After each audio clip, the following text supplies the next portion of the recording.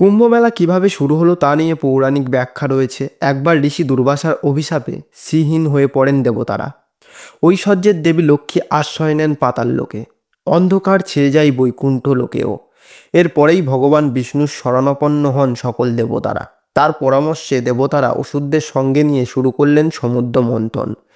একের পর এক মূল্যবান হিরে মানিকের সঙ্গে উঠে আসে কলস ভর্তি অমৃত।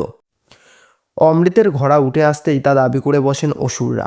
তখন 12 দিন ধরে সেই ঘোড়াকে নিয়ে অসুর এবং দেবতাদের মধ্যে চলে ভীষণ যুদ্ধ।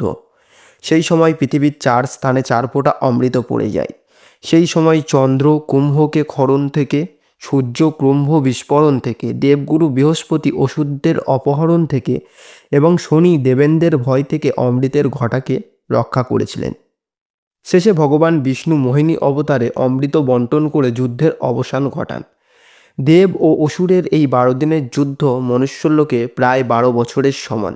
তাই 12টি কুম্ভ রয়েছে, যার 4টি পৃথিবীতে রয়েছে। যদি বলেন কোন কোন জায়গাতে হয়ে থাকে, তাহলে প্রয়াগরাজ, হরিদ্বার, উজ্জয়িনী এবং নাসিকে। বাকি 8টা কুম্ভ আছে দেবলোকে।